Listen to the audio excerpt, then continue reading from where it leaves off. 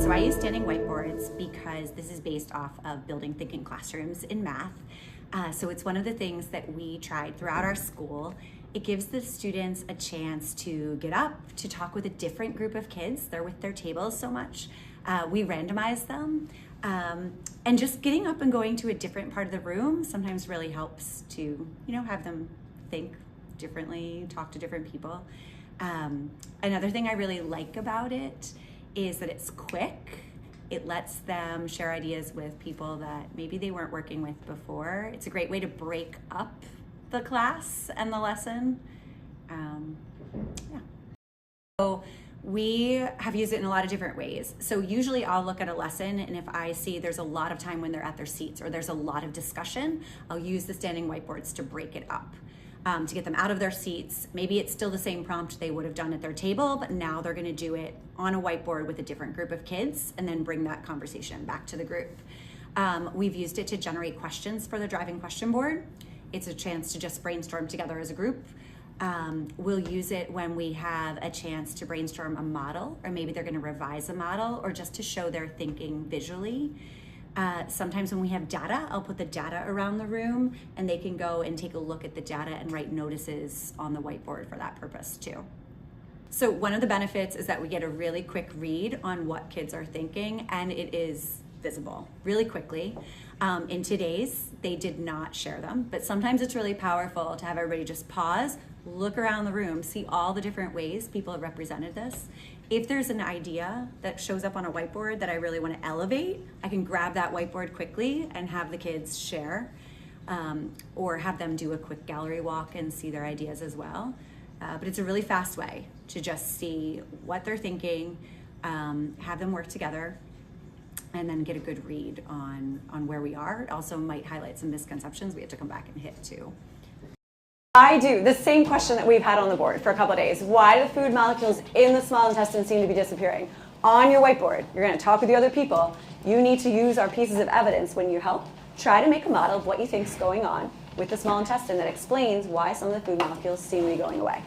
Okay? Just your ideas. We're only taking 4 minutes for it. That's it. If your name is... Guys.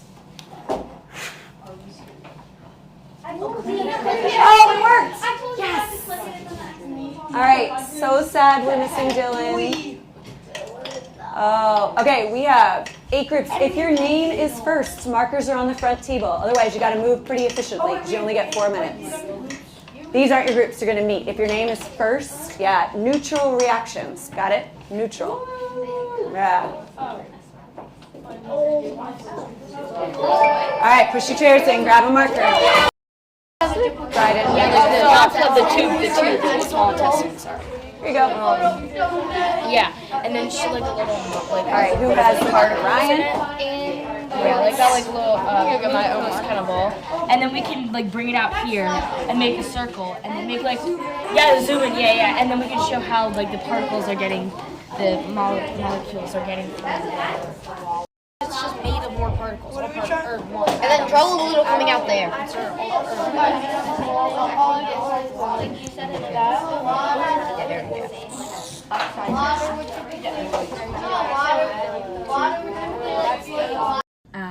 I think it's really powerful to do a little bit of background, like reading, building, thinking in classrooms. That was really helpful for us. It needs to be randomized. We don't have whiteboards in this room. Like some of the kids pick them up and just put them flat. I got them at Home Depot, right? It's shower board we just cut up. So it's easy to make if you don't have access to big whiteboards to do. But the key is that it needs to be randomized, and the kids need to understand it's random. They're gonna be with different people every time. And sometimes it might be your best friend, sometimes it might not. And so the way we do it, when we introduce it at the start of the year, the first time we do it, we're very deliberate with the kids about this is what it looks like, these are what the expectations are. One marker only is important too, so they have to talk. Yeah. And does one kid get to record? One kid records. Mm-hmm. So for me, the program I use to randomize them, I just always say whoever's name shows up, that's the person that gets the marker. Though I will be sometimes, if there's a student who tends to be quieter or maybe not engage, I might go and say, okay, this person has the marker today. just to force them to be the person to be drawing while other people are talking to them.